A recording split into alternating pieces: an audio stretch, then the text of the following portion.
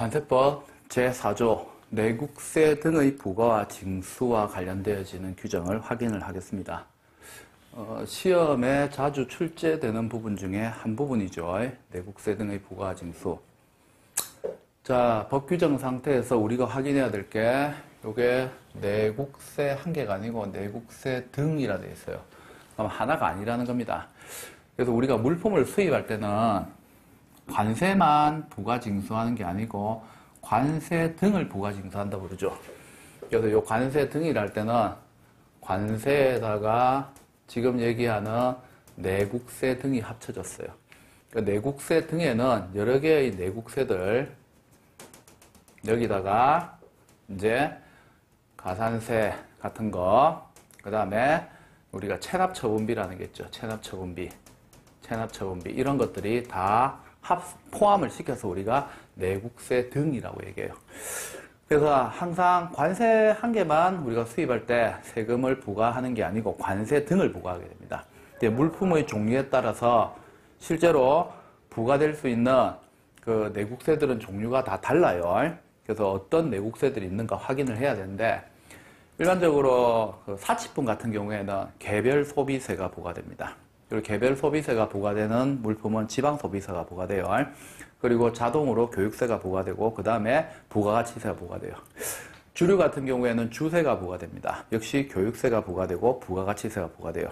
그 다음에 환경세, 에너지세 이런 것들도 특별한 물품들이 수입될 때 가까이 물품에 맞추어서 우리가 이제 내국세들이 부과가 되게 돼요. 그래서 세관장이 부과 징수할 수 있는 징수하는 내국세의 종류를 다 기억하고 있어야 됩니다. 전부 다 기억해야 됩니다. 그래서 부가가치세, 지방소비세, 담배, 지방교육세, 개별소비세, 주세, 교육세, 교통에너지세, 환경세, 농어촌 특별세 이런 것들이 다 나오죠. 자, 이렇게 보면은 요것만 기억하면 될 것 같죠. 근데 시험에서 여러분들이 실수하는 게 있어요.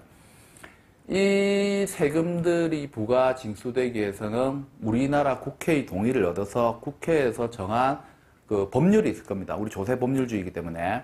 그래서 근거 법령들이 있을 거예요. 그걸 잘 기억해야 돼요. 근데 이 세금들 이름하고 법령이 거의 다 같아요. 근데 아닌 게 있어요. 아닌 게. 그게 중요해요. 그러면 요 밑에 있는 요 아이들 있죠. 요 법규 이름 바꿔놓고 틀린 거 고루가 나올 수 있단 말이에요. 어느 거냐면은 지방소비세법이라는 법은 없습니다. 세금 이름은 지방소비세인데 법은 지방세법이에요.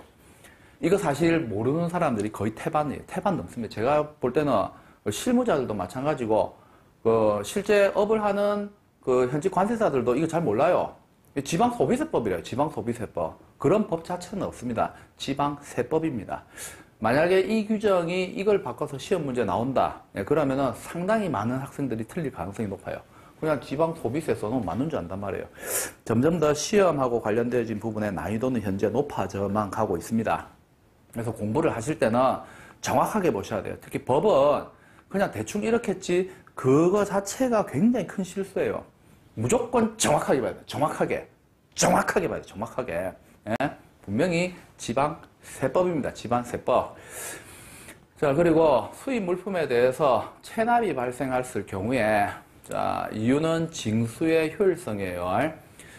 세관장이 이와 관련되어지는 부분의 체납에 대해서도 우리가 징수를 하면 좋겠지만, 그것보다는 이미 내국세 등, 이 내국세 등에 대해서는 관세하고 다르게 원래 관세만 우리가 세관장이 부과 징수합니다. 근데 어쨌든 수입되는 물품 자체가 지금 수입이 될 때 국내 유통되면은 우리 수입업자 입장에서는 관세를 세관에서 따로 내고 또 우리가 지방세무서 국세청 가서 또 세금 따로 내고 이렇게 되면은 이중일을 하니까 수입할 때 어떻게 하는가? 세관에서 일괄적으로 내국세까지 한 번에 뭐 하는가? 걷어들이는 거예요. 하지만 차후에 이런 체납하고 관련되는 부분에 대해서는 어차피 이 내국세와 관련돼서 관할하는 세무서들이 다 있단 말이에요.